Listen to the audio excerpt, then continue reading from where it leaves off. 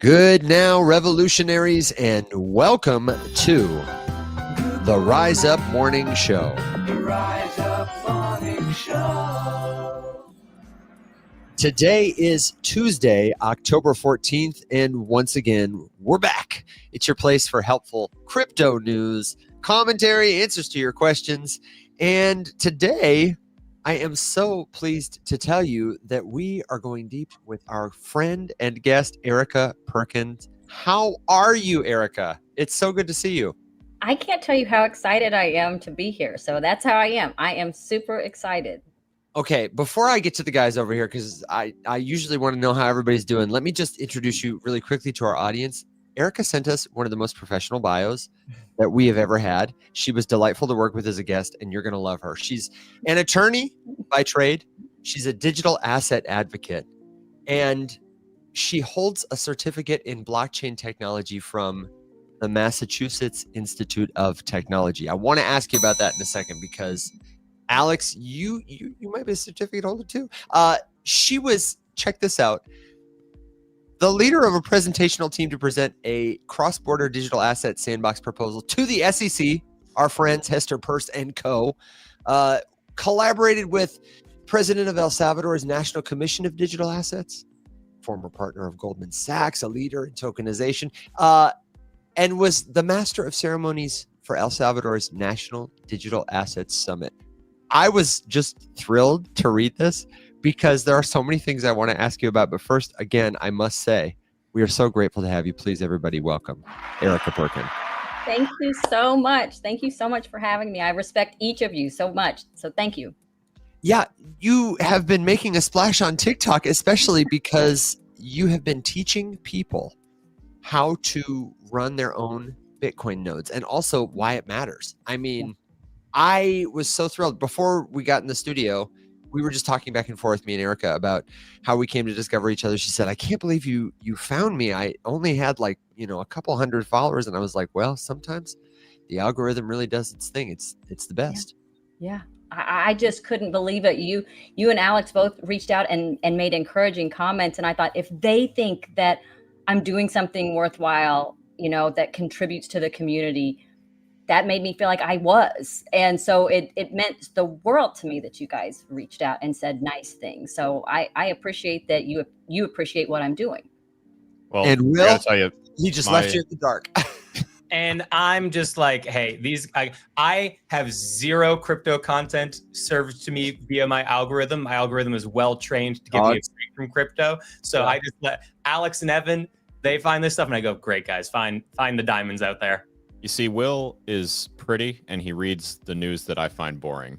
And so he fills a really nice gap here. Well, yeah. Will, and I'm sorry because I do leave you out when I reference things because we don't know each other as well, but I get that with the algorithm. So I appreciate the show and what you do with that. So thank you. No problem that we have not officially kind of interacted on TikTok. All good. Well, hey, that's why we're here, right? Yeah. Alex, it sounded like you were going to say something a second ago. I was just going to say I'm excited because, if I have a platform for anything, it's to get audience with people that are smarter than me and then get them on the show to make us look good. So, well, hey, then, so thanks for being here. Erica, I think I am perfectly positioned then to ask the first question because it is myself and about 170 people right now who also may not know your content. So tell me and these other 170 people just kind of what made you start wanting to make content? What's the focus of it and kind of what's the goal? Give us the general overview. Yeah, I love it. Thank you, Will. So I started, I officed with a tech guy. Like Evan said, I'm a lawyer, but my office was near a tech guy. And in 2015, he was like, you got to get into Bitcoin. You got to get into Bitcoin. I'm like, I'm not getting into that. I don't even know what you're talking about. But I did kind of monitor the price of it. And by 2018, I was like, what is going on? And in 2019, I started to study it more.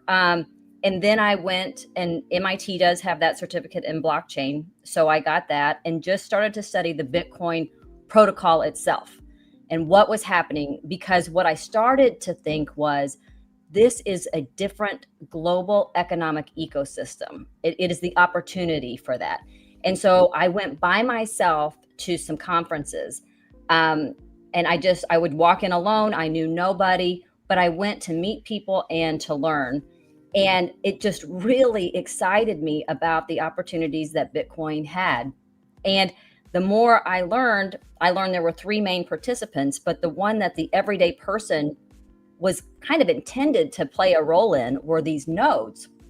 But the problem was no one was talking about it. And I started it to see, and it's not exactly, and I don't consider myself some huge expert, but it's not exactly like having a vote, like we have in elections, but it was a lot like that. Like you would have a vote into how this moves forward. But if people don't know about it, then it's going to be left to be centralized, and it's probably going to be left to the smartest and the most well-connected. And as the market cap of it grows, the people who know about that are going to run it. They're going to want to run it because there's so much money involved, and the everyday person is going to be left out. And something in me was like, you have to tell people about this. You see this, you have to tell people.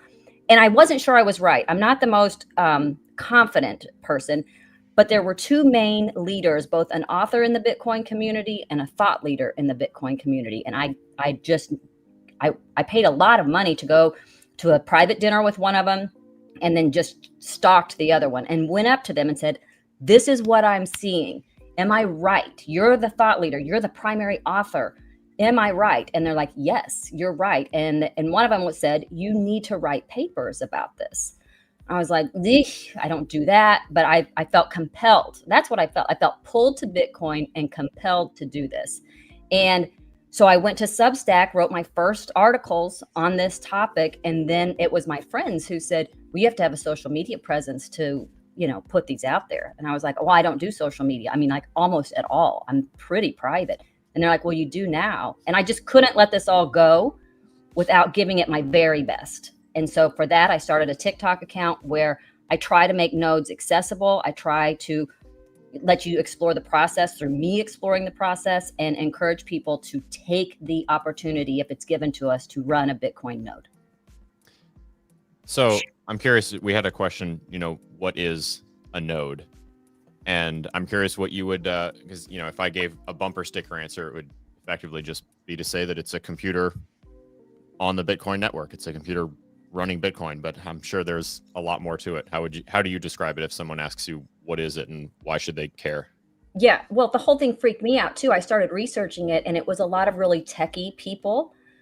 They would take a hard drive out and take it apart. And I was like, put that back together. I don't want to see that. I don't want to know what that is. I'm way overwhelmed. So yeah, I was like, I don't ever want someone to do that again. But what it is you can either run it on a computer that has the space, or I personally bought a little server because I didn't know how much space it would take and didn't want to mess with it. And then you download this software that allows that, either your computer or the little server you have, to run the entire Bitcoin blockchain 24/7. And I saw the video you posted with the server, well, at least a piece of it, getting to see kind of a little bit of your setup. And then I think it was, you were installing some new piece to this whole ensemble that you've got going on down in the basement, it looks like. Yes,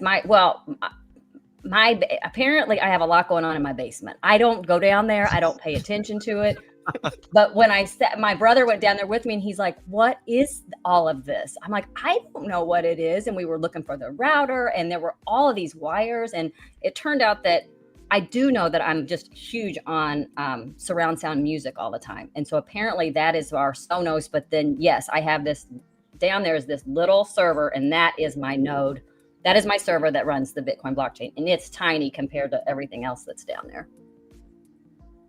Just, a secret node down in my basement. I love that you had a sound system in you. Is your husband a sound enthusiast? Is that what it is? Or somebody who lives with you? Not as much as me. My husband is just all about being good to me. And so he's like, if you want sound everywhere, we're going to have sound everywhere. I'm learning the ways of becoming a husband, and that sounds like a good husband thing to do. Like, she likes music, and one day there's just surround sound, and then you go in the basement and you say, what is this? And he says, maybe that's a surround sound. And you just never have to know. Never have And to go that down. just makes, yeah, that makes, I'll just tell you right there, learning the ways of a husband, that makes a wife adore a man, because they're just like, dude, you listen to me and you work to make sure that my dreams come true. I couldn't be more appreciative. Taking notes. It could boy. be a little self-serving too. I often make fun of Christina because her go-to is she listens to music almost constantly, usually the same album on repeat until she's heard it 18,000 times, and then she gets a new album. And her MO is to play it on her little phone speaker and then like walk to wherever I am and set the phone down and then leave. And then this phone is just playing this awful quality. And so I really, it's on my list. I would love to have speakers all throughout everything. My parents have that, and I love it. Yeah, it's a nice feature, but I there's a lot of times I walked around with just a little portable speaker or my phone, so I get that too.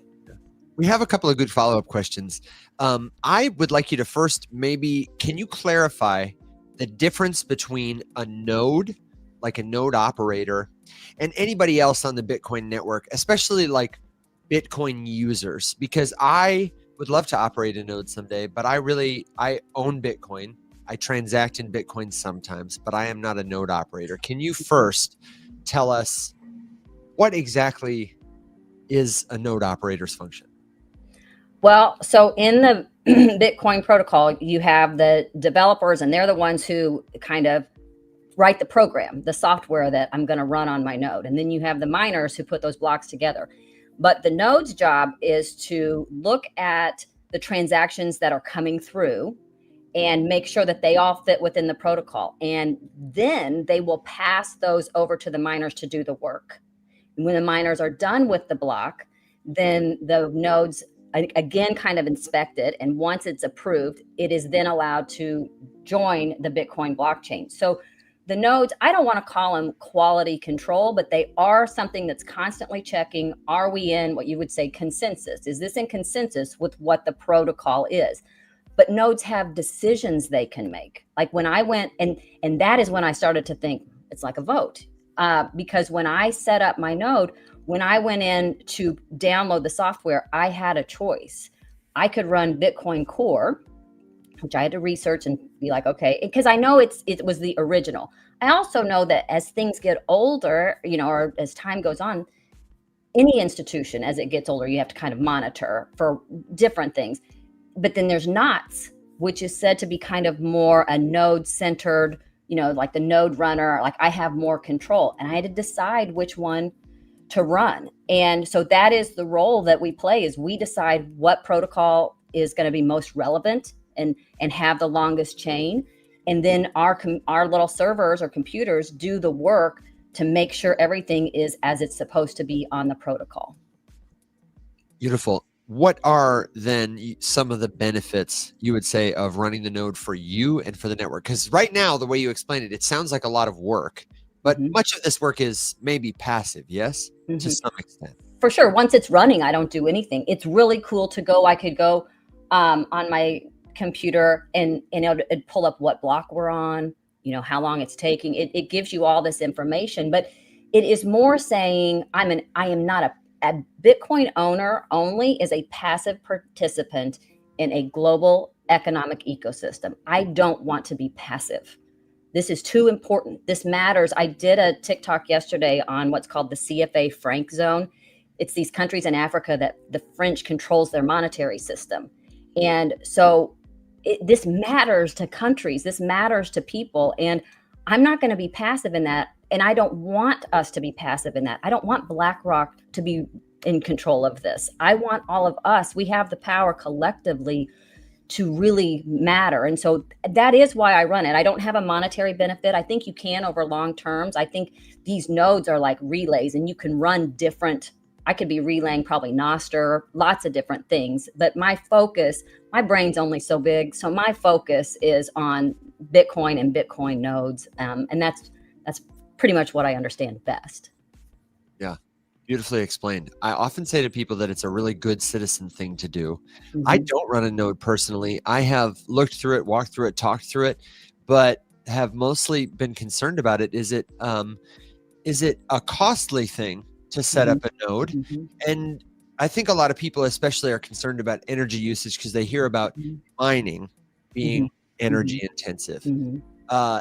Is your node expensive to run? Was it expensive to get into setup?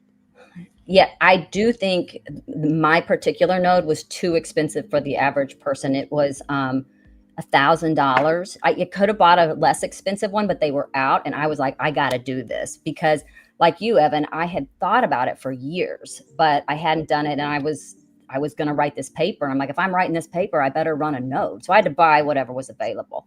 There are, and like I said, you can use an older computer. So what I would check, I don't know what the 2 letters are afterwards, but 700 somethings is what you have to have available to run it. So if you've got a computer with that much space left, you could throw that up with the protocol. The energy cost is what I would have to get back on. I know when I started running the node, so I can compare my energy cost. I'm also running a hot tub, so I don't know. I wasn't running it over the summer, but I'll look and see if I see any significant change in our energy costs, because I'm not sure on that. But I do think the cost of it does need to be something that we address. I'd like to see it under $250 or maybe even under $50. And I'm not sure if it's something that can run on a phone, but I would love to see development push to that point. I understand that it's a full node requires like, I don't know, like 600 gigabytes or something. And that it increases every month, presumably, or every year, because the blockchain is being added to. Right. So you got to buy more disk space. I do know too that you can run like a light node. I think they call it something different on Bitcoin though. That keeps just the most recent parts of the chain. Do you have a strong preference for like what is available? Or honestly, I would probably refer people to Google it. But I really think that to fully participate in the network, you need to be running a full node. I have researched the prune nodes, and I have researched, running a partial node. And I don't think you get the full participation. And I'm open to comments from, do I sound like the most techie person? I am not. So if there are people that understand that better, but it's my understanding for full participation, you want to run a full node. And you're right. It's 600. I say 700, but is it gigabytes? Is that what you said? Yeah, it's gigabytes. Yeah. And it's just during the startup. I want to be clear that's like the biggest lift, the biggest load. You got to download the whole record of the blockchain, every transaction, everything that's going on. And then from there, it's a lot less. And I know people who've done it with like Raspberry Pi, pieces and kits. You can do this quite cheaply or affordably in order to do it. It's not a prohibitive thing. And I will say, in addition to your tutorials, I do know there are a lot of tutorials online, and maybe that could be a good rise up project as we all do like summer camp, set up your nodes, become a participant in the Bitcoin network. I would love that. And I am looking, there's a couple different ones that people say are easier to start up and less expensive. And so I am interested in saying, hey, I'll do another one. Let's see if it's easier, because I am so much your average, everyday, non-technical person. Like, I'm your person. I don't even write my password down right. Like, if I can do it, then somebody can do it. Yeah. If you were going to, if someone said, Erica, like, hey, I want to go buy a node, where would you recommend they go to start shopping for initial hardware pieces? So I went to Start9. I've been to all these conferences and no one ever talks about it. But last year in Las Vegas, when I was looking at the different sessions, Start9 had a session called Power to the Nodes. I'm like, oh, I'm going. It was way off in the auxiliary. Hardly anybody was there. I was really disappointed that it didn't have more of a center stage focus, but Start9 sells nodes. So that is where I went. They have I think they had Raspberry Pis and they had something else, but they were low on stock. And so that's where I got mine. The only one they had left was it's the Server Pure is what it's called. But like I said, Umbrel has one that I hear is easy. So those Start9 and Umbrel are really the ones that come to top of mind, but there's probably others as well. And I'm happy to learn and promote any and all of them. Yeah. I am curious if we can revisit the question about benefits, because you mentioned that there's no fee, there's no like monetary incentive necessarily to run a node, but there are other like big benefits that I think are valuable. We talked about being a good citizen of the network, adding to the decentralization of the network.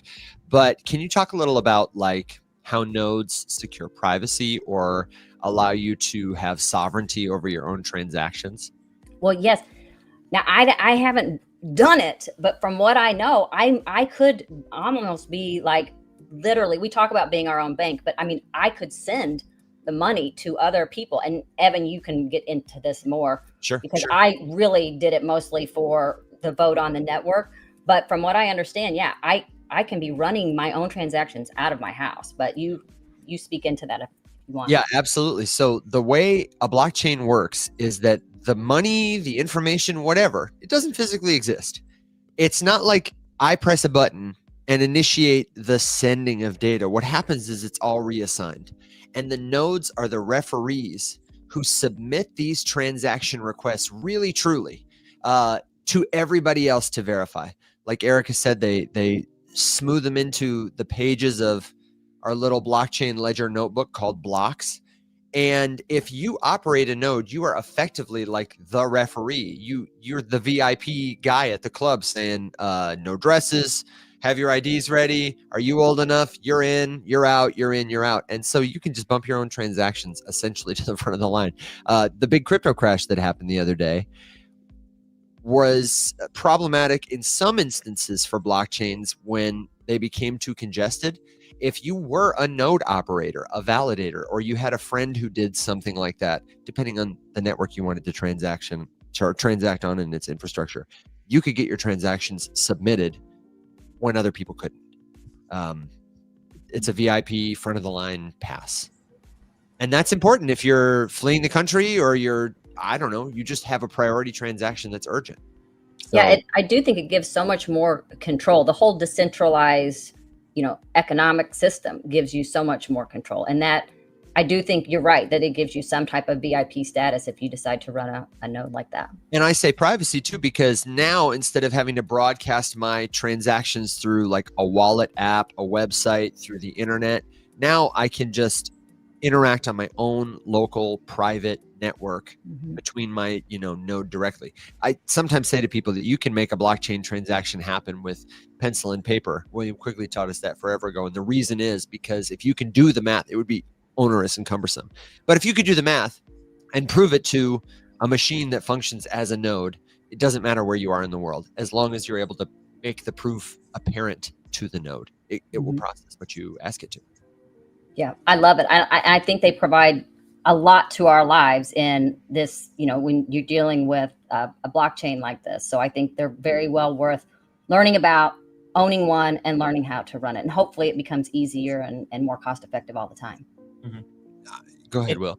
Yeah, and Erica, have you had, I know you said just Bitcoin, really all where your interest lies, but is there anything that has interested you to like, oh, I'll start learning this? Obviously, at least it doesn't sound like you're staking or kind of in the weeds of any other blockchains or ecosystems, but is there anything else that kind of grabbed your attention, at least to kind of research more? Yes, 100%. It was Commissioner Hester Peirce that really inspired me and introduced me to this term, unlock capital flows. I didn't, digital assets make us start to critically think about things that we just accepted for so long. And when I heard about the fact that you could issue tokens on businesses that and I was thinking of my local painter, my local plumber, electrician, or coffee shop, the fact that when Apple or Nvidia wants money, they just sell it on hope. They just sell it on the profits of next year. And they don't go to a bank and get some big loan with interest and have a real arduous process that they have to go to. They don't have that weight on them.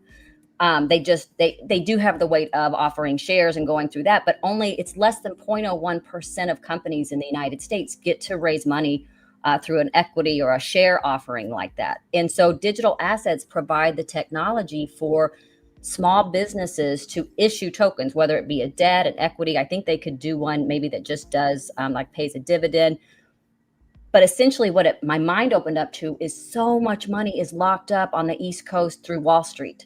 Like trillions. And at the end of every year, the IRS tax code will say to me, hey, Erica, you don't have to pay taxes on this if you'll just give it to my buddies on Wall Street, which I think I'm not totally down on Wall Street, but unlocking some of that capital for the everyday business that I do know about, that I do frequent and trust because I interact with them, would be just I think it would be amazing for the everyday business to get a little bit of that money, and digital assets make that possible. So I did kind of get into the SEC has exemptions, Reg A and Reg CF, crowdfunding, that you can raise up to like $75 million with exemptions under the SEC regulations. And that's what we looked at, was we looked at doing kind of like test programs in that with El Salvador that people could scale up to do in the US. I think it's a lot less about bashing Wall Street, which is fun in its own right, and more just about being like really excited that there's an alternative.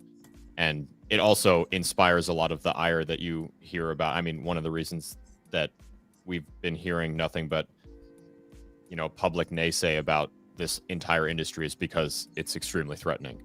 Mm-hmm. Like you said, to have options and routes for people to leave the traditional money system and do something else and still have it be able to produce cash flow or a better alternative in many cases. I mean, we're all sick and tired of me giving the 17-cent example, but you know, that kind of thing. So I don't know, I just in whatever capacity it is, that's what you're describing right there is quite literally the. I haven't heard the 17-cent example. I'll listen to it. Sorry, Mike. Oh boy, you're in for a treat. So listen. I gotta get my I won't take up everyone's time with it again, but essentially I usually give the example that for the longest time I use USAA and a savings account there.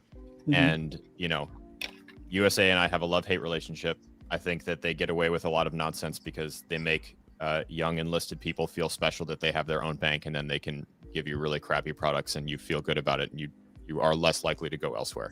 These pests. For real. And so anyway, I'll never forget getting an interest statement at the end of a year of how much interest my savings account earned, and it was 17 whole cents. And it was just like, not, you know, I'm not a wealthy person, but it was not an insignificant amount of money. It's not like it was an empty account. And that was one of the biggest contributing factors into me realizing like there's got to be a better way. And, you know, fast forward, like having a savings account there earning 0.01% interest and going to something like my most recent fixation is DeFi Carrot, which I haven't looked today, but is usually floating somewhere between 9.5% and 10.5%. Just on stablecoins, which is cool as shit. I think it's amazing. I think it's exactly what we talked about, that you start to have to critically think. It's like taking our landlines and turning them into smartphones. We're taking a dollar bill and making it into smart money. It has, the options are just, you know, unlimited, and it equalizes the playing field. Because I always say, like, when you look at one of the, like a smartphone, the guy at the gas station has the same phone as Warren Buffett, the access to those tools. And so when we take money and we get access to those tools and we start to critically think about tools we didn't have, I didn't know about fractionalized banking. I thought if I took $100 to the bank, somewhere there was $100. Same. I didn't think, oh no, we're going to take 88 maybe more, 88 of those dollars, we're going to loan it out of your money. We're going to make money off of it. And we're not going to give you any money. And we might just charge you for having a bank account too. I'm like, and you got to have a minimum balance, because we need at least this many dollars to make it worth our time to steal from you. So at that point, just take your cash, put it in your mattress, and loan it out to friends and neighbors for a small little bit of interest yourself. Literally better. Yeah. Yeah, I'm so into these. I was asking earlier about on one of my TikToks about lending pools, because I'm like, yeah, when can I start just lending money and making money like a bank, and you know, learning about all this? Maybe maybe Carrot does some of that. I don't know. There is a whole new world around the corner waiting for you in terms of like opportunities to lend, to borrow, to stake, to vegetable themed platforms. I want, yeah. If you want the alpha for DeFi, veggies. Does it have a vegetable or an animal in its name? You know, you're on like DeFiWorld.com, probably a scam. DeFi tuna, it's legit. That's it. You know what I mean? I actually really quickly want to go back to this this question though of and now I just lost it. I wanted to go back. We were talking about tokenized businesses. We see a lot of people who are exploring this. Shout out to our friend Jeff Rascal, who's watching not just businesses, but I mean houses, assets, like all sorts of stuff. It's huge right now. But Yeah. one of the most promising, it seems, is avenues to tokenize your business in a more decentralized way. As you mentioned, there are Absolutely. ways right now that are regulatory compliant to file for and issue a token that represents a variety of things. These tokens are securities, but the Securities and Exchange Commission is pretty much cool with you doing all kinds of stuff. Erica mentioned, and I want you to write down if this is interesting to you, Reg A and Reg C. This is going to give you a whole fun rabbit hole to go down about how your business can file and get approved for a tokenized issuance to raise money. And then also, I want you to check out onyx.bond. That's over on. We got to talk to them again. We got to talk to them again. We'd love to have Jeremy on the show. A friend of the show, Jeff, introduced us to his nephew. He says, "You guys got to talk to my nephew. He's in the crypto business." And I said, "Okay, shout out great." for having you got to talk to my nephew and have it actually be good. And actually have it be good. We had this amazing conversation with him about, right now they are So oriented towards crypto natives, but Onyx eventually wants to make it a easier, seamless, more decentralized and flexible way. The Reg A, Reg C, it's great. We love our friends at the SEC, but it's a little Web 2. It's the establishment. It will be so exciting to see more options emerge for people who want to just offer a way for people around the world to invest in their boring cardboard box business or car wash. Or just, even businesses that are small, but, exciting in whatever capacity that just have a problem reaching more people, right? I mean, like you think about the way that the whole small business scene has had to evolve. This feels like a logical next evolution. Yeah, and if we had the flexibility to program we talk about this all the time. Like people are like, tokenize your business, tokenize this. Why don't you guys ever do a token? And we're like, because the token is not, it's not emerged yet for us to just click it and do it out of the box. We'd have to spend some time, some money. It would become a distraction. We want it to be the right token, not just a token. I think, that's one of the reasons I like stuff like DeFi Carrot so much, because it helps set the stage that tokens can do other things besides just be a vehicle for speculation, which unfortunately is, that's just most common right now, which is the biggest reason why we don't do one, because that's what it would become. And that is pointless. Quick correction from Erica. Thank you so much in the private chat.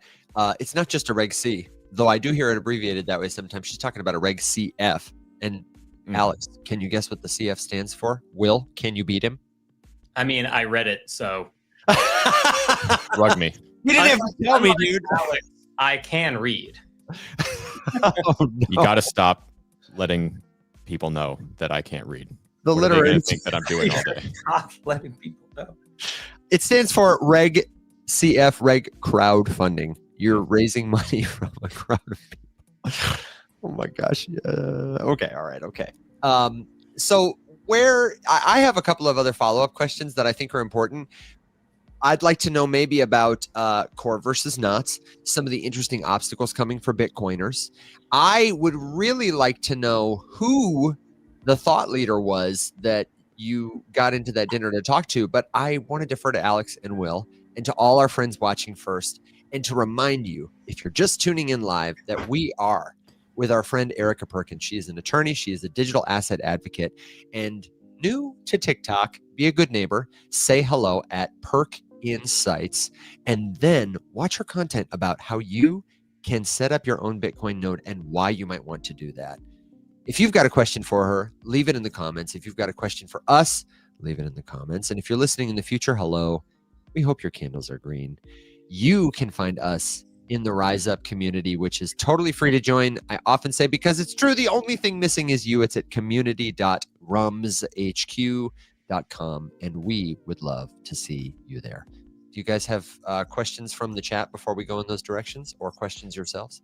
Well, I don't have a question from the chat, but I do want to learn more, Erica, about the work you did and just kind of the overall story with El Salvador. Oh, yeah.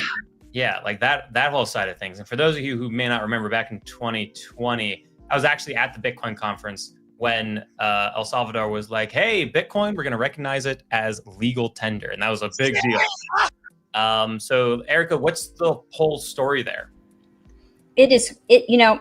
It is crazy. I lived my whole life, like I grew up really, I'll just say poor, very poor. And I lived a lot of the first X number of years of my life in survival mode, just like, how do I just get myself to another place in life? So I didn't leave much open to chance, or as some people would say, the universe or serendipity or anything. I was always like, I got to do the next thing, next thing, next thing.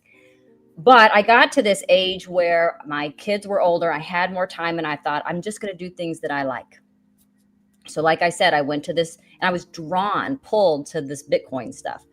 And so I went to this conference, and I'm by myself, and I would just have to, and I don't care how old someone is, at least for me, I was in my late 40s. I'd done some things in life, but it was still so embarrassing to walk into a room full of people and not know a single person, and know today I have to just introduce myself and try to meet people and figure things out. So while I was there, I met this gentleman who was doing really cool things with tribes in Canada that were led by women. And we had this great conversation. We had coffee and talked about it, whatever. But I thought it's just really cool.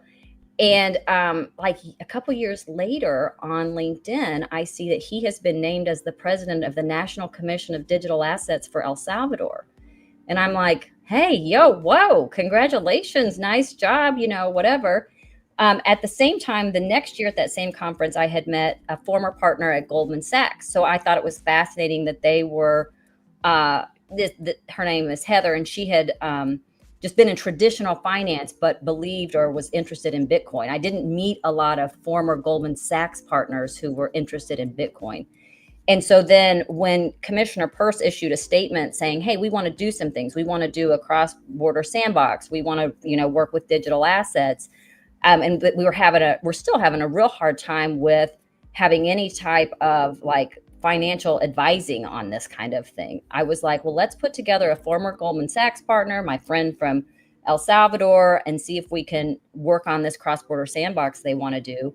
So I reached out to everybody, they were in, and we went and presented at the SEC. And then they had also, after that presentation, said, hey, we need a master of ceremonies for our digital asset summit. Will you come down and do it? And I'm just like, things are just, opening up for me in life. So I'm just saying yes. And so I went and did that too. And it was very inspirational. I'll make it quick. 17 different countries. I met with the head of the financial investigative unit from Nigeria. It's like drinking from a fire hose. They're like, how are we going to regulate this? What are we going to do? So they were all regulators. I got to meet with them. I got to see cool tokenization of RWA projects that they're doing in El Salvador, because they're so, advanced and progressive on this. So very cool experience. Erica, you don't have to give the short version on our show. It's a talk show. Okay. I'm like, going on forever. So you are thorough but concise. I appreciate it. Yeah. And my favorite thing of all that is it all just started by having a conversation with somebody at a conference, and you didn't know that they were going to be given that position at some point in time, but you just put yourself out there in a situation just about everybody finds scary, except for Alex, is being at a conference and going up and talking to people. That's what you're there to do. That's the whole point. That's what you're there to do. Yeah, when you talked about being nervous on at the conference, I had deep empathy for you, but I chortled because I immediately thought of Alex and was like, thinking about, you just wind him up and let him. He's like, let me at him. That's his spot in paradise. It is a spot in paradise, and it's my spot in hell after about an hour and a half. I'm like, I'm all tapped out. A collective of dorks that are all there to talk about the exact same thing, the thing that I host a talk show to talk about every single day. That's as good as it gets. That's as good as it gets. But Erica, no, that's awesome. And just like, I wanted to highlight that one part because everything in that story is really awesome, and congratulations on that. But also, we have so many people who are always just trying to get started in crypto, get started in the community. And sometimes it's literally just grabbing coffee with somebody who does something interesting, and it all starts with saying hi to somebody and going to a conference, meeting people in person. I think so. And I didn't really expect it to, go that way. But I did think what he was already doing was really interesting. And I will say, for those conferences, people are more open to making connections. And that is what I've learned. Like, I have friends now that I've met every year from those conferences. But I do think that now that his name is Juan Carlos Reyes, now that Juan Carlos is in that position, I think he does appreciate, hey, she would have a conversation with me if I wasn't the president, of the National Commission of Digital Assets. So yeah, I think that was a good basis for a networking and a friendship. It's beautiful. Evan, there was a question just about some of the platforms that you mentioned. When we were talking about the tokenized business stuff. Was you had a list of protocols and projects that you mentioned kind of rapid fire? Yes. Do you have what those were? Can you run through them again one more time? Yes. The first one I mentioned, that was the SEC. You want to go to SE as in Evan, C.gov, and you can find all their requirements, all their different memos. The law is there, and it is your friend. If you're looking for something more decentralized, you can start on X and find Onyx, ONYX.bond, like stocks and bonds. I also recommend you check out Kali, KALI.GG. This is a suite of tools that will help you turn your company or your group chat into a DAO and launch a token and use different kinds of plug and play smart contracts without needing to know how to code. Very helpful. Kali, KALI.GG. I also recommend you check out Party if you just want familiarity with launching a token that you can program to do like a couple rudimentary things, and that's party.app. You can launch fungible tokens there. You can launch non-fungible tokens there, and they are oriented towards not, you could make like a gotta pump it up token on that site, but it's really oriented towards giving you a tool to coordinate with other people, whether that's a group of friends that you want to collectively like invest with, or you want to make decisions about something together. Party is a great way to help you launch tokens where you can do that. And one more time, that's party.app. And then if you want more, we got them. But you got to jump into the Rise Up community. That's a great follow-up question for community.rumshq.com is check those sites out, then come back with questions, where the show lives 24/7. Thank you for asking. Excellent. Thank you. You got to believe in something, Alex. Somebody in the comments said, Evan, say it. You got to believe in something. I'm not sure what it accomplished, but indeed, you do have to believe in something. And that is my pivot transition to say, Erica, we talked briefly on the show with our friend Dennis Porter. Do you know Dennis Porter? Oh my God. No, sorry. I don't know a lot of people. I'm still okay. pretty. I didn't mean to make it sound like, how do you not know him? That was unhelpful of me. I don't know. You may have blocked him on Twitter recently, along with a bunch of people. No, Dennis, I just said that because I am excited for you to know him, and is somebody, if you're a concerned, He is great. He is awesome. You would love him. He's Citizen of Mr. Bitcoin. Bitcoin. You should know him. He is the co-founder of the Satoshi Action Fund, and he is an active and passionate lobbyist and educator of policymakers for our industry and for the Bitcoin network specifically.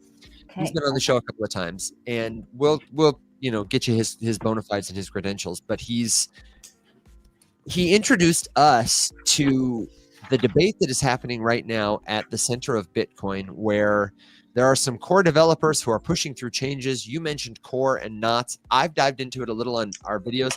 I find it to be a very technical topic and very difficult to explain the importance or significance of to people who are new, but I think it's maybe one of the most important conversations happening in crypto right now. So I wonder, maybe if you could read folks in on that, since you mentioned core versus knots. We don't have to get too technical, and I feel like you would explain it well. What's this issue in the Bitcoin community, and why does it matter to everybody listening who, even if we don't even use Bitcoin yet? Well, okay, so I would say I am the perfect person to explain this to somebody who's going to be plain spoken, because I'm not going to get real technical. I mean, I could say some technical words, but I wouldn't really understand them. And Evan, I'm going to tell you what I understand it to be, and I jump in at any point and add layers to that or correct something. But so you have the blocks, and they're full of information, but there's a little bit of space that is left that other things can go into. A little piece of data, a JPEG, something could go in there. And the question is, what do we do with this extra little space? What do we allow? What do we not allow? How strict do we want to be? How clean and simple do we want this blockchain to be versus some free speech? And we're not going to control people all the time. And so the core seems to be saying they're wanting to allow, they're not wanting to get too technical about it. But the issue I think people have had, I don't want to say they don't want to get too technical about it, but they're not getting too restrictive about it. But the issue that people have is that they just made some changes in their update, which I think is version 30, and it is allowing more space for some of those things to happen. Whereas Knots, which is Luke Dasher, he was in core, I think, and Evan, you can correct me if you know this and I'm wrong, but I think he was in core and now he runs this Knots, and he's more about the actual node runners control, keeping them clean and simple and more restrictive. People say you can get around the filters that they have on there.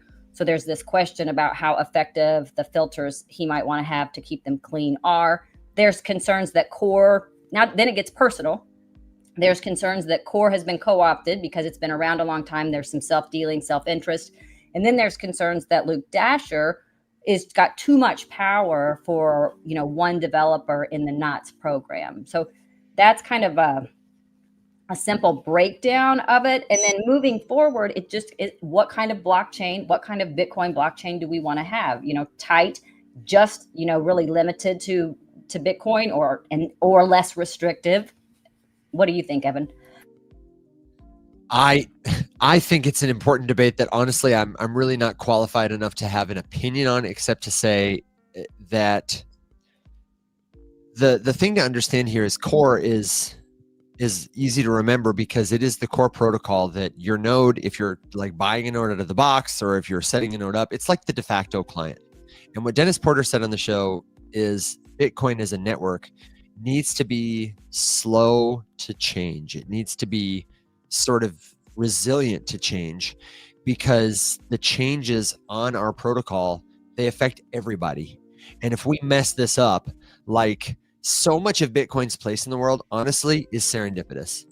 It may not be as fast or as cheap or as whatever is your favorite proof of work network, but it is the thing that emerged at a time in the world when it resonated with people, and now it is adopted and depended upon by many, many, many people, companies, and governments. And so it's important that people who are node operators have choices about what software they run. But it's also important that no one developer or node operator or miner or consortium have the ability to impose unilateral changes on the network. We need to be able to make decisions together. But what's most concerning to me, and my real only opinion on it, is that it seems like the core developers and the Knots Dasher, it seems like developers have too much power at this time or too much agency to push kinds of changes. I think it's an important debate, but I don't know. It seems like one that's moving it reflects there's a power imbalance. Well, and I think what's important to note about where we are a couple things. One, if you run a node, they're not going to do an automatic update. Like you have to go download the new protocol. Unlike your iPhone, that's like, we made some changes, we're not going to tell you what it is. So I appreciate that about the network as a whole. Like you're gonna need to know, because I'm on like 28.1 right now. I'm gonna have to decide if I go to 30 or if I go to Knots or what I decide. And that's another reason I did this, is because for someone like me, I do not want to be sold on one or the other. I want an unbiased kind of breakdown about here are what your options are. Here's the pros and cons. I mean, send me your best person from core, your best person from Knots, and, give me your best and worst about each other's protocols and let me work through it. But it also shows you, these are soft. These are like, I think it is like a soft fork region. Like everything still works. This isn't huge, But there's going to be a time when we deal with quantum, when we deal with the market cap being so big that somebody's like, hey, I really think we should do 42 million, Bitcoins, or, I mean, I don't know. There could be people. And then who's paying these developers? Who can pay a bunch of developers to say, here's the change we want to make. And they push that out. And then it's left to the nodes. That's us to say, no, we're not. And you're right. It should be slow to change, but we have to start with a good shield of everyday people running nodes so that we can have that type of a response. Yeah. Powerful. And I think more options for, who the developers are. And that's the scary thing to me too, is Bitcoin Core developers are really largely not paid. It's not like a salaried position that Mr. Bitcoin writes a check for. They have been given money sometimes in the past for work they have done. And largely it's been like good money, I would say. People being like, man, you guys do a great job. Here's some money. As opposed to, hey, I'd really like, can I pay you? It seems like that's inevitable. Right. I think so. And I think what we need to take away from what's going on between Core and Knots right now is this is a test run. Let's watch about how this is going, because this is like, all right, so we put a little something in a block so we don't. I mean, we could extrapolate that and make it a huge issue. But what it is here we have some disagreement. Okay, but it's nothing that's, fatal. It's a soft fork. It's small. We can work through this. But there will come a day where we need to make some changes, and we need to be able to communicate what those changes are, communicate what the options are, and act in a way that moves us together, in consensus with a long chain that keeps this economic ecosystem moving forward in the direction that is best. It's the story of our times. It's like Lord of the Rings is what it makes me think of, or Star Wars. It's like an epic saga that we. Yeah, no, I was like, what is going on? This is huge. This is global. This is tons of money, and it's going to continue to grow. And who's going to stand up in a neutral way to guide people and help the everyday person? Because the miners are going to get paid a ton of money. The core developers have to be, or the developers. I want to stay away from core developers because that's a certain type of developer. The developers are at very big risk for being co-opted. It is the everyday person that has to stay educated and aware of what's happening to move this forward. Yeah, our friend Tori says, seems like a big commitment to run a node. And I would just say it's a big commitment to participate in a democracy. Some people get up, go to the mailbox, go to their job and have coffee and go to bed. And some people are out there knocking on doors. It's a commitment that is as serious as you take it. You can participate to the level you wish, but you probably get out of it what you put into it. Yeah, it's super. This is going to have influence over the globe, and so I'm not. My node's running right now. I'm not doing anything. I mean, there is a certain period of time you spend to setting it up, but once you make the decision and once it's set up, you're done. And it's not too big of a thing that you would just pass that off. Do you want BlackRock to run your life? That's your choice. I'm not. I'm not saying they're bad people. I'm not getting into that. But I'm saying I have an option to have agency over my economic future. I'm taking it, and I encourage everyone to take it. Yeah. Go ahead, fellas. We that's the ding. Erica, I forgot to explain that whenever you hear that sound, it just generally means like way to go, rah rah, you get a point. Something okay. You're saying. Not that's enough. Thank you. No. Yeah, no. I realize that some people might think of the bell like I gotta shut up now. And, no, it's a good thing. It means keep it up, keep going. Okay. The gwump is oh man, you really stunk on that one. Stepped in it. Yeah. It means that if you ever join us for a Wednesday night episode of After Dark, you will begin with 1 point. The game that it's true. Where none of the points matter, and put that in the Evan bank. Always tries to make sure he wins. It's an extremely centralized, very corruct, very rigged everything system. That you would hate, but the dings gamify it, make it fun. I am a benevolent ding master. He is. This is true. Good for me. Alex, I see you going back and forth with a couple of folks in the comments, and I'd be glad to know what kind of questions people have after I tell you that we have a great... I like this comment that says, from Captain Thaddeus, William's mustache makes him look like the owner operator of an agave farm. Don William. I love that, actually. I would love to own an agave A farm. big cigar and a linen shirt, man. That could be you. The shirt's One helping day. too. When Bitcoin gets high enough. Dude, I have to. There was one very well dressed pirate the other day who had this. Which is a epic- crazy sentence to say to begin with without Yeah. What are you Yeah, I purposely offered no a context. normal thing, but yes, the well-dressed pirate. Side note, Evan, because so many of the events got canceled, they're running Pirate Fest V2 in November, so you're back on the hook again. An extension? Wow. Never before done. But this guy, had this incredible pipe, and I thought of Will, because I was like, if Will was a pirate, he would definitely go in on the pipe. There was also a number of pirates with cigars, but the pipe felt just way more I have owned pipes before. way more appropriate. Dude, it was awesome. They're just way more work. Oh, it was a long one, and I was like, I gotta get one of those. Oh wow, amazing. Erica, Alex recently relocated down the road to Tybee Island, and they have an annual festival to celebrate pirates. Just grog and floats and flowy shirts, pirate bands, and it's a dream. It sounds like a good time. I can't wait to go. Yeah. It was pretty cool, I have to say. And you have because I know you have a little one, so I bet they enjoy that as well.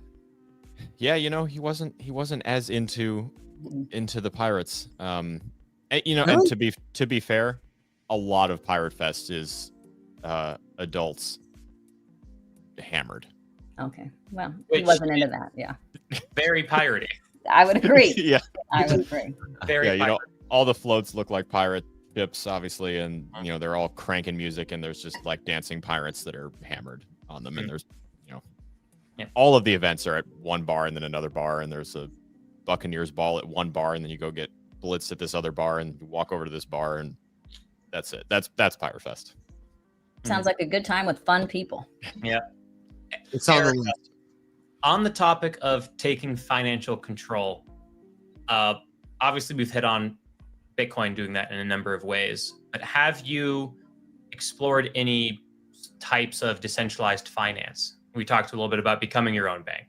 Have you been exploring lending protocols or anything of that nature?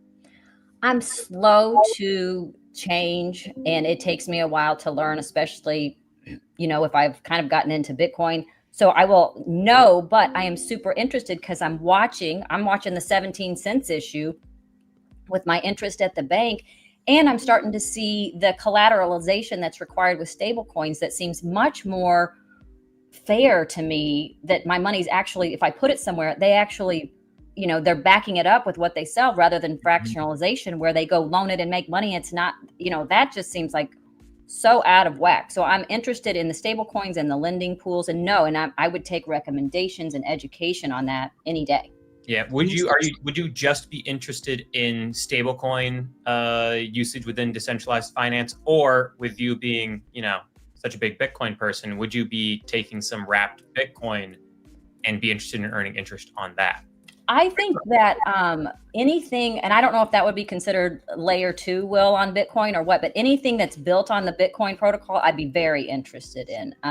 I just think that initially what I had understood was, taking a stable coin and being in a lending pool. But if it's built on Bitcoin, then I have a lot of confidence in that as well. Yeah. Well, was it last year? No, I think it was 2023 was when building on Bitcoin made a big splash and was hot for about 4 or 5 months or so. And then the trend kind of died down because it was just like early time. So it's like, you went and you did DeFi on Bitcoin, and it's, slower. It's a little bit more expensive than using DeFi on like your Solana, your Ethereum layer 2s, all that kind of stuff. But I think it was also just early too. Like the interfaces weren't as good or as clean. But I think, what is it? Let's see, there's Stacks, and Stacks is like the layer 2 solution for Bitcoin, where people are still building a bunch of stuff. It's still a little early, but there are some solutions over there to potentially go and explore. I haven't dipped my toes over there. I was doing some DeFi on Bitcoin when it was hot, but I haven't touched it in like a year and a half. So I don't know what the current landscape is, because I just run over to Base, or I did some stuff on Polygon for a little bit and Solana as well, and I've found a bunch of good DeFi stuff there with stable coins, and just do that, or stake a little bit of Solana. And it's just like fast and cheap, easy to use. That's what I love so much about your show is it just this is such a broad area to learn, and it can feel so overwhelming. But with you guys, it's like having coffee with some people in the morning, taking a few notes on things to research, and you get it in bite-sized pieces with people who've already done a little bit of the research. And so I really appreciate about you guys offering that to so many people. Well, hold on to your coffee, Erica. Will, you set us up perfectly. We had a question in the comments asking about how to use USDC, a stablecoin in DeFi. And now we're talking about how to use Bitcoin or do DeFi on Bitcoin. So, Alex, have you got the llama prepped? But also, what is a stablecoin? The llama stays prepped. The llama stays prepped, always open. Then give the pitch on DeFi Llama right after. Erica, you had a great video about stablecoins. I am going to respond to it to give you some added nuance and context. But for folks in the audience, stablecoins like USDC, US dollar coin, and USDT, Tether, are issued by companies who hold reserve assets that are collateralized, usually over collateralized, meaning every one of those assets is backing a dollar's worth of value. And often they are tied closely to dollars because they are either dollars themselves or maybe treasury bonds or other valuable instruments, so that at any time the price of USDC or USDT tokens is $1. Even if the dollar changes in value, we say this token is pegged to the dollar, and this gives a velocity to that money because now it's not just online, it's on chain. And Alex is going to show us some of the fun stuff that we can do with it. This is DeFiLlama.com. Take it away. Yeah, so this, if you've seen the show before, you've probably seen the llama. This is just like a really solid resource for all things DeFi. Getting, revenue reports, TVL metrics, the ins and outs of where money is, where it's going, where it's leaving, all that good stuff.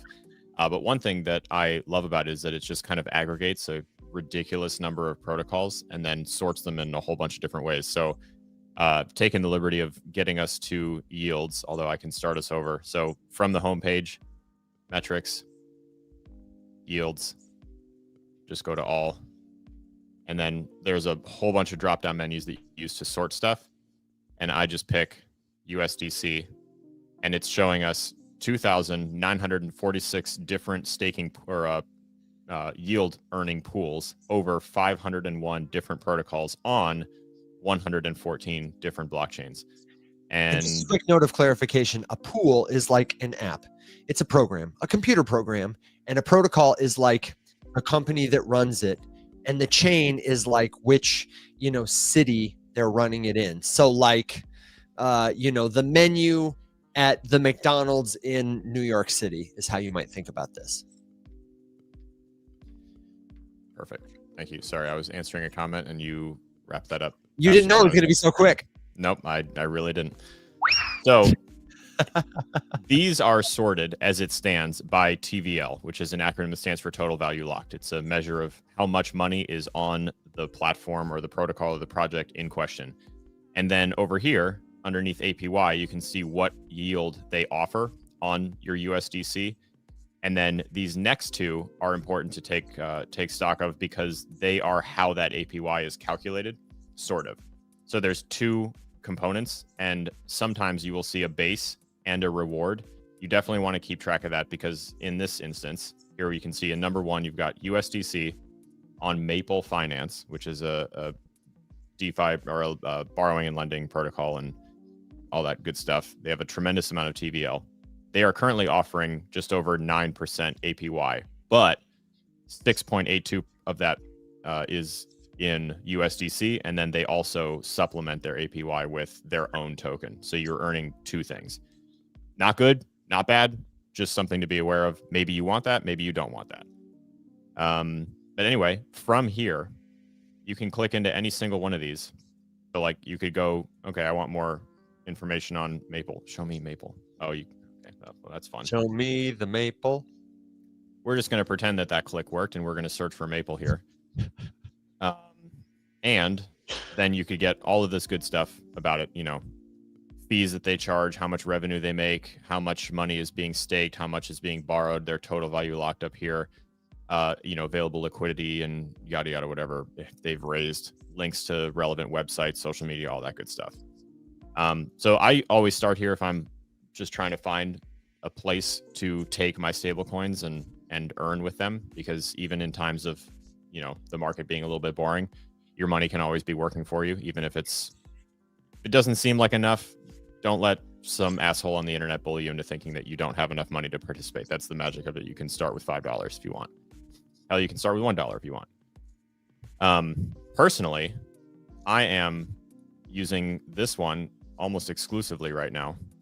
By almost, I mean exclusively, just because APY is as good as it gets. It's as good as I've found, and there is no reward API or APY. You're just earning in dollars, which is awesome. And so you can submit or deposit USDC right here, and it immediately starts earning this 9.26% APY, which is pretty sweet. The way that they run this whole thing, which is something I find very interesting, is that as you deposit, they basically give you, or they give you their token, CRT, which has a price chart, and this is interesting, that just goes up. Like it only goes up. It only goes one direction. And you might be asking, well, how is that possible? And I'll tell you, it's because it's not a regular token. This is not a token that was created to be a speculation vehicle. This is a token that was created to do one very specific thing, and that is its purpose. So as often as we love talking about utility, here's one for you, except you don't just have to gamble on it. You just get to use it. And then when you're done using it, you turn it back into USDC and off you go. But Evan, your presentation on why CRT works the way that it does is probably better than the one I'm about to do. So fill in the blanks if I screw this up. But effectively, CRT was created to represent their giant pile of collateral, of all the stuff that backs up the value of this platform, of this protocol, and it all earns yield. And as it earns yield, all of that yield goes to the people who hold CRT, who have deposited USDC. And that's kind of it. You're basically just putting your money into a DeFi fund the same way that you would convert to shares of the S&P 500, wherein the benefits of all of those companies that make up an S&P 500 index fund go into increasing the value of the S&P 500 and pay back all of the people who invested in the full S&P. It's a similar type concept. Alex, I'd like you to continue with this DeFi exploration, but I know our good friend, Mr. Will Watson, has got to go. So Will, do you have any DeFi recommendations, last minute questions for Erica, or final thoughts before you ride your dog and pony? DeFi recommendations, just like with everything, don't put all your eggs in one basket. So, it's actually pretty good to, why is everyone smiling? Because Alex on the screen share. Oh, nice. It's like, why, what's happening? I was like, I'm missing something here. Something suspicious is going on. Mom and dad are fighting. Mom and dad are fighting. Yeah, don't put all your eggs in one basket, because you're still testing some newer software that might have some issues in it. I like Morpho a lot because it has been around and its solution's been around for 3 years. So it's much more tested, ridiculously audited. I like Morpho a lot from that standpoint. I like Maple Finance also. DeFi Carrot is great too from an earning standpoint, but also I keep money on Coinbase too. I keep USDC on Coinbase and it's earning 4%. And hey, that's good, great, and grand. I trust some DeFi protocols. I trust Coinbase as well. Well, and you get the added benefit too with the card now, right? You keep a balance and it helps contribute. I don't have a card, and I would imagine even if I haven't given a card, I've thrown it in the trash because I don't open my mail. Damn it, Will. That's it. And all I'll just say is, Erica, it's been fantastic chatting with you. I feel like as like this crypto space expands more and more, there are less Bitcoin focused conversations that I get to have, and like listening to you was like dusting off the cobwebs a little bit in my brain of the first things that really got me excited about crypto, because when that was the day, it was really just Bitcoin and Ethereum. And then, altcoins came afterwards. So I was just like, yeah, like it's been a while since I have this conversation. It felt like doing something active again that you hadn't done in a while. And I was like, oh yeah, okay, like getting these muscles back a little bit. So it was awesome. And it's also really great meeting and chatting with people who in this space of like really sexy altcoins and stuff still finds Bitcoin super sexy, because it is. And it's great. So I followed you on TikTok, and you have entered the realm of, I think, 4 other crypto influencers I follow on TikTok. So or maybe doesn't 5. even follow me. You know, why would I follow you? I talk to you all the time. You should. Never missing anything. Yeah. But Eric, it's fantastic to meet you, and everybody, I'll see y'all on the interwebs. Thank you, Will. Hey guys. And let me remind you, if you're listening, that it's about that time to give our last minute questions, our final thoughts, our suggestions, our predictions, good jokes and words of wisdom before we ride our dogs and ponies off into the sunset.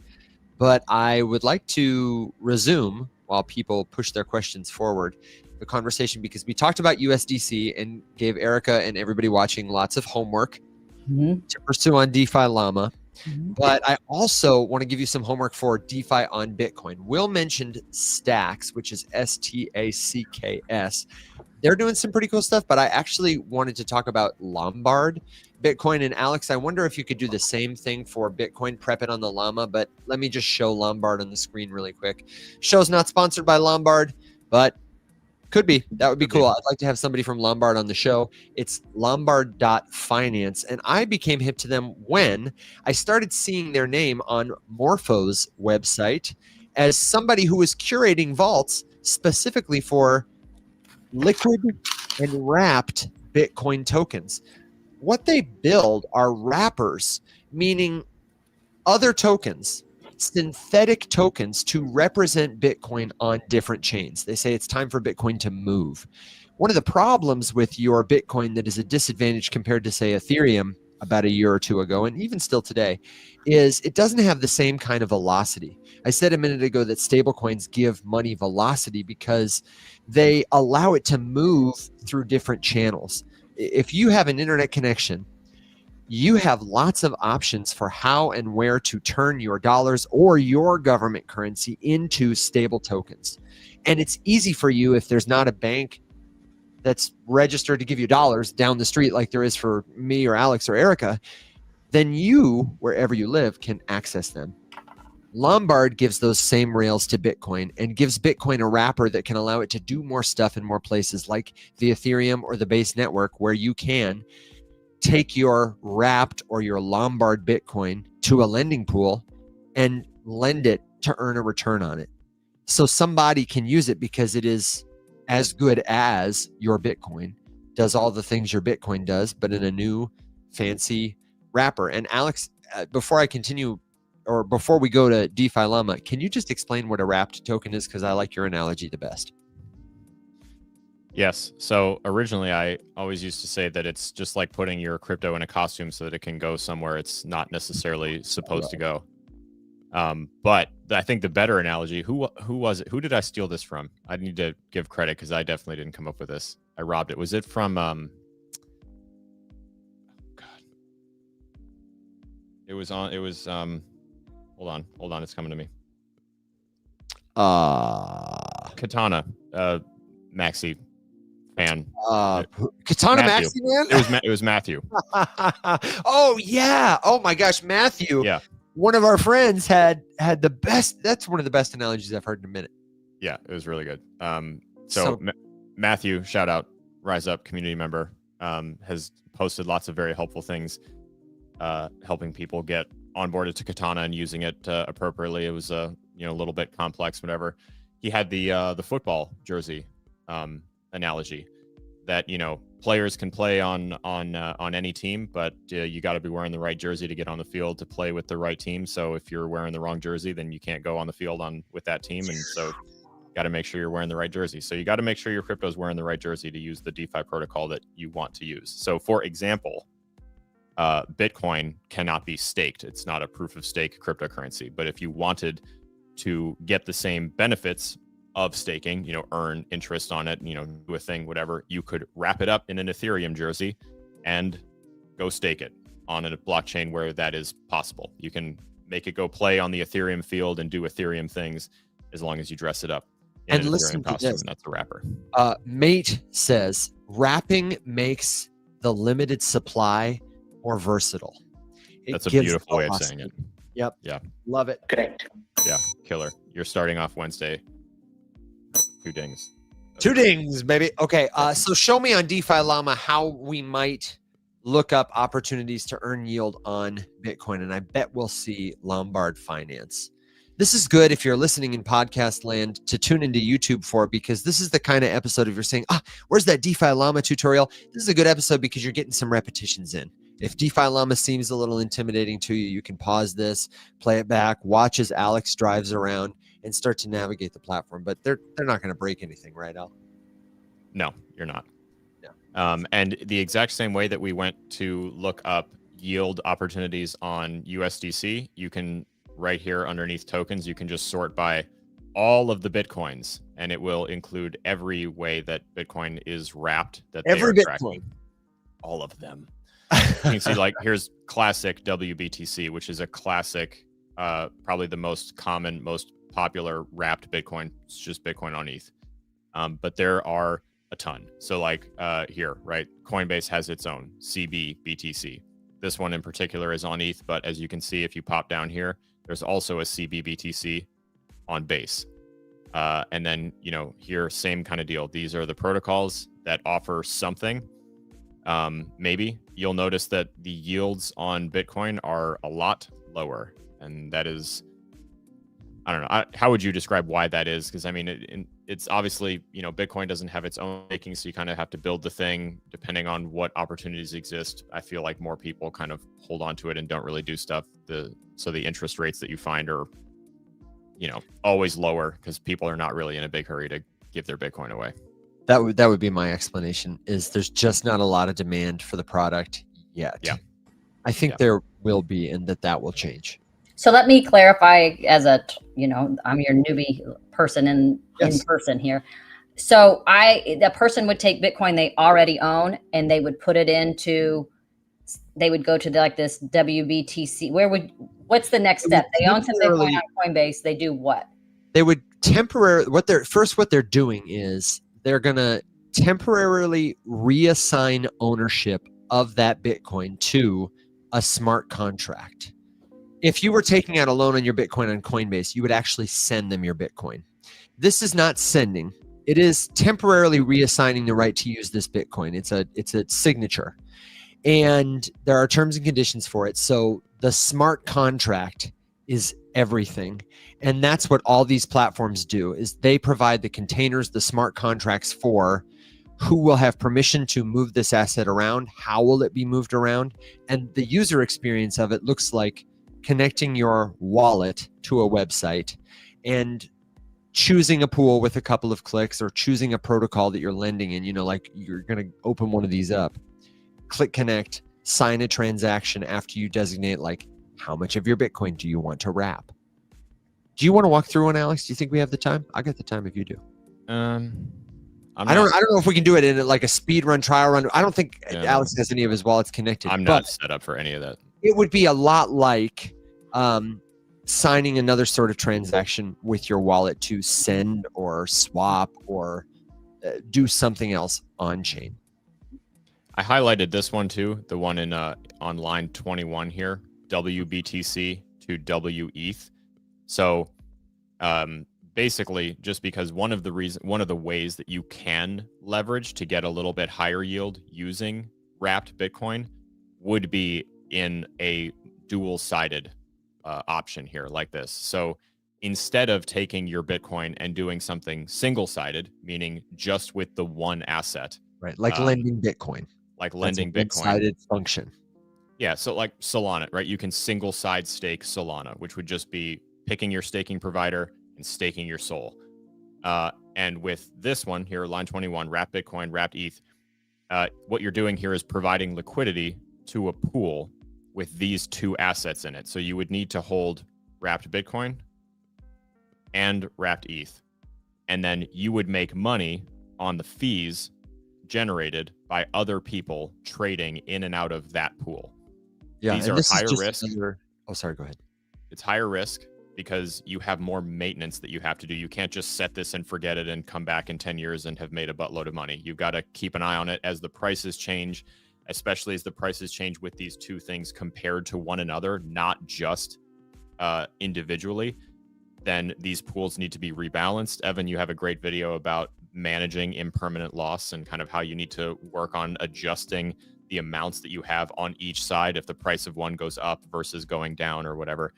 I'm not going to go through that whole thing. Impermanent loss is a thing to look into and understand for this, but you can make a lot more money doing that. As you can see here, the APY, the interest is significantly higher, but with increased APY comes increased risk. So it's important to understand what all goes into it.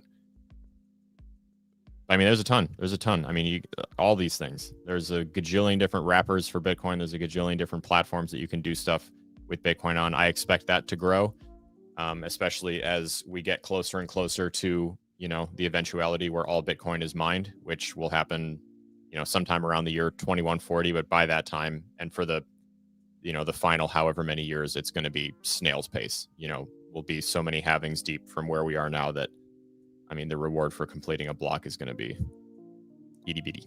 Well, and I will say not all wrappers, like Alex described for Bitcoin specifically, are created equal. There's a lot of controversy around the largest synthetic Bitcoin token. We call these synthetic assets, even though all crypto assets are technically synthetic because they're just, they represent something. That's what a token is. Wrapped Bitcoin as a synthetic asset is custodied by BitGo. So the Bitcoin is locked in their smart contracts and you are issued wrapped Bitcoin. And there's a lot of because BitGo and their DAO control the minting and redemption, they can freeze or blacklist addresses. The governance is kind of opaque. And a lot of critics say that they don't like the lack of permissionlessness. You can't just go mint wrapped Bitcoin yourself like a lot of decentralized protocols allow you to. So if BitGo were to be hacked or lose access to their cold storage keys or face some kind of regulatory seizure, then your wrapped Bitcoin tokens could effectively become unredeemable. And that's not, necessarily like don't use them, but it's important to have options, and it's important to know that this is one reason why Lombard Bitcoin is a product, because there is demand for a different type of custody. It's the reason why Coinbase's Bitcoin loans became so popular, and they have terms and conditions, but they're very clear about what they will or won't do with your Bitcoin while it's in their custody. So, Erica, do you have any other questions on that before we move on to final thoughts?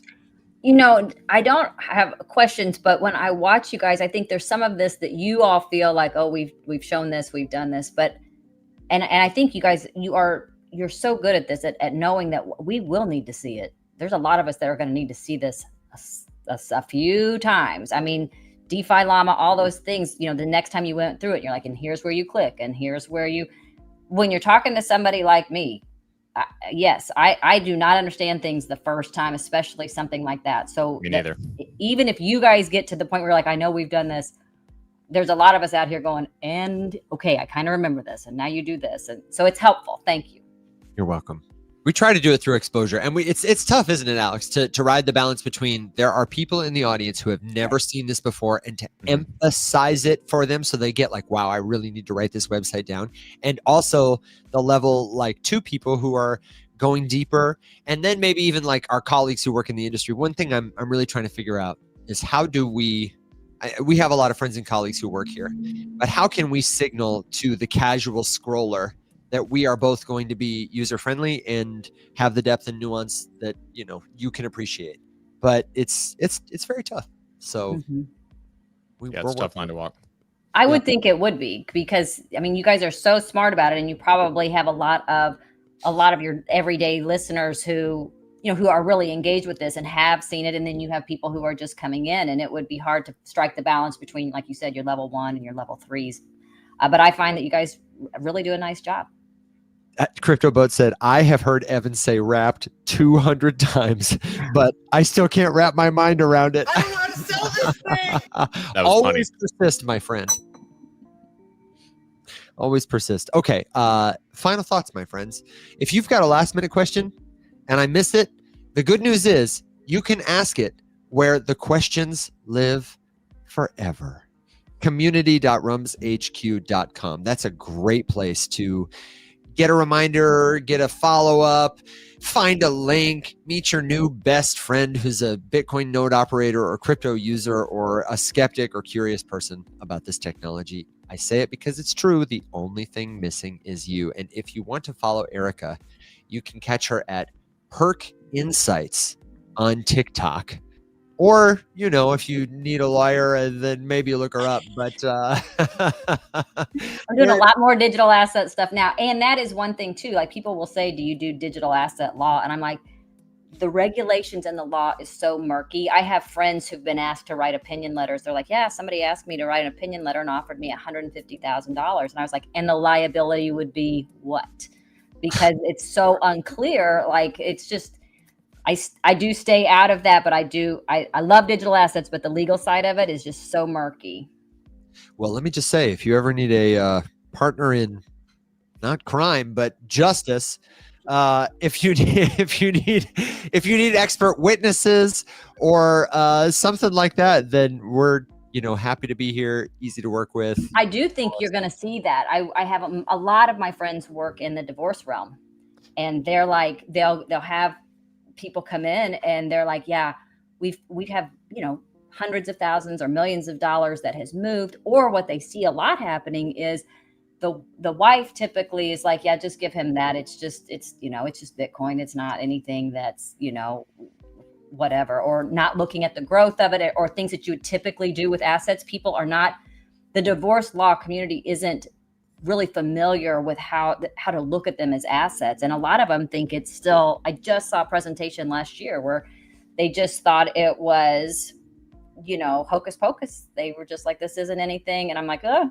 and when you treat something like that in a divorce, that's an issue. It's an asset. Yeah. When we were at Consensus, no, it wasn't Consensus. I was in, Consensus 2 years ago in Austin, Texas. I was at some kind of a mixer and there was like these 4 guys there, and I was just kind of asking, what brings them to the conference, whatever. And, what do they do in crypto? And they're like, oh, we don't do anything in crypto. They were all divorce attorneys. And they basically just said, we just saw that this was happening. We're all like, we work at this firm here in Austin. We're based here. And every single divorce that we're seeing right now coming through has something to do with crypto. So we're like, we need to go figure out what the hell all this stuff is. And I was like, well, hey, good on you. But I've just got said it was coming up more and more and more and more. Several people have said to me, hey, do you do trial? Do you do expert whatever, whatever are you an expert, whatever, can I hire you because I have Bitcoin or my lawyer doesn't understand it and I need to be able to prove that these assets are mine, just whatever. Yeah. It was a lot of like forensic analysis of blockchain because people were trying to hide money from their significant other, through the divorce proceedings by moving it to different cryptos and like sending it around. And the lawyers like didn't know how to go through the Explorer and find out where it went and from where did it come and all this sort of stuff. And they were like, we got to figure out how to do this. And Alex, could you imagine getting paid to fly, like go to a field trip or vacation to, I don't know, Texas or wherever, and basically just walk a judge through how to use a blockchain explorer, like for your job one day, like just to show I would, Your Honor, I would love that. A wallet is, you know what I mean? Like it would be fantastic. We're going to use Harry Potter Obama Sonic Inu as an example, Your Honor. And I may set you guys up with some continuing legal education options if you're interested. I think that there's a lot of people who want to learn. Honestly, yeah. Yeah, totally. We would. I think it'd be so fun. We've done presentations like at business colleges. I would love to do more stuff like that, just with people who are now beginning to encounter this stuff and just want like the basic foundation. Those are like my favorite presentations to give. Me too. Especially when it's like a room full of, I will say, qualified adults. And not that I wouldn't wear a suit to court, because I would, but I appreciate being able to show up like this and speak clearly and calmly and look a little bit roguish, and people say, what a professional guy. I just absolutely love it. That with your videos and your shirt off. I've seen you with your shirt off so often, but I'm like, man, the guy knows what he's talking about. He might be hot where he's at, but he knows what he's talking about.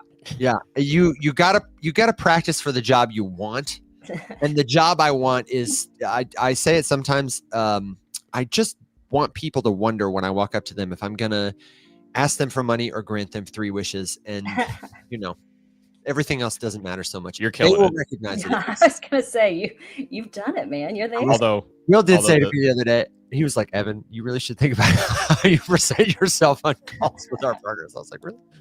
You're right.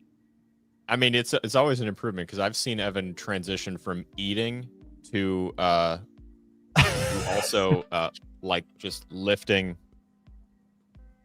Quiet there. To lifting like 5-gallon water jugs in the middle of a meeting.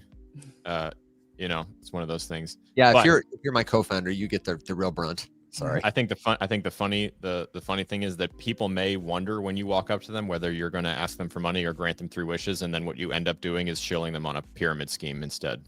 Yeah, right. Cryptocurrency. Have you heard of it? Even worse. It was the worst of the 3 options. Erica, have you got anything final that our audience can do to support you? Do you have any asks for us or things you want to share that we didn't ask you about before we pack up and head into the sunset today?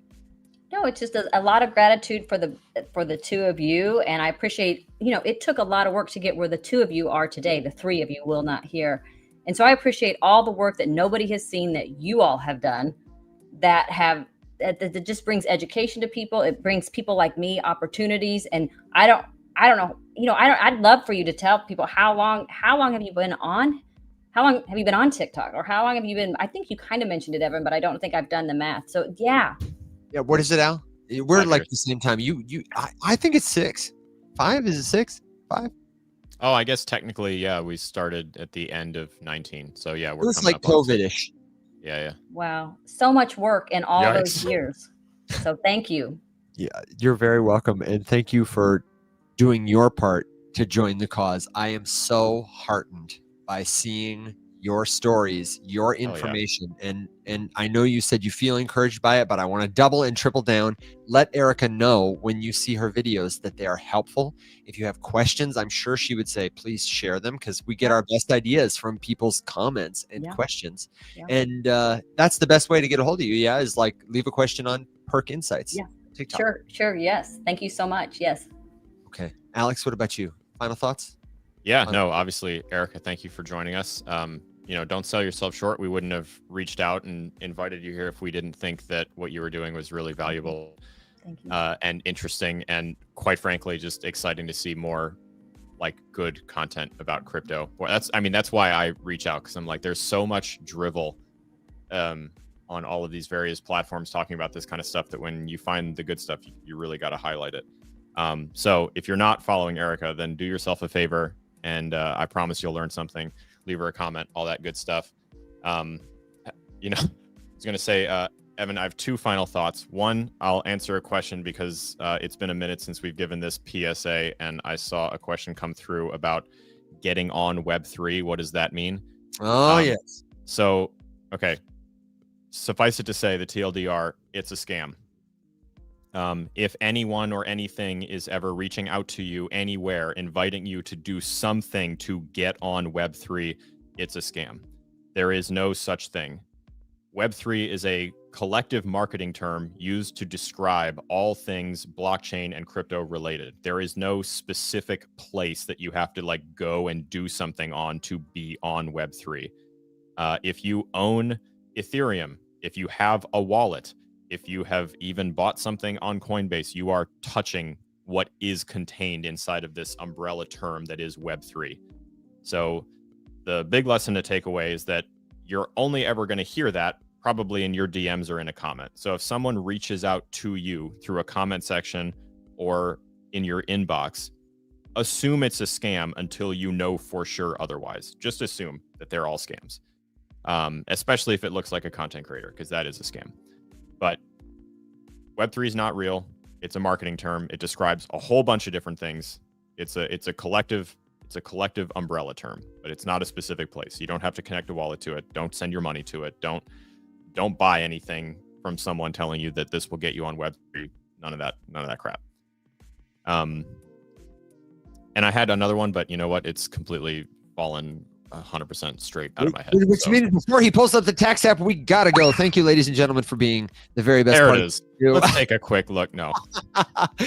I do have a joke on the way out the door for you if you're ready. It is, what do you call a crypto investor who never stops talking about crypto and how wonderful it is? A Bitcoin seated. Oh my goodness. Okay, friends. Thank you very much. We will be back tomorrow, same time, same place, for another episode of the Rise Up Morning Show. And tomorrow night, or now, tomorrow, whenever you listen, wherever you are, we're hosting Isabel from POAP. She is a co-founder extraordinaire, and we cannot wait to give you not the 17-cent POAP, but a Rise Up POAP co-branded NFT. It is a long time in the making, right? I've got to do the 17-cent. Giving everyone a 17-cent airdrop for holding that POAP is going to be. It's a security. Mark my words. That's going to happen. That's hilarious. Oh my gosh! And when it happens, we want to tell you about it. So get in the community, come back to the show, and when we see you, my friends, it will indeed be a good now. So thank you for being the very best part of what we do. Until then, stay safe, be well, everybody. Thank you. Rise up.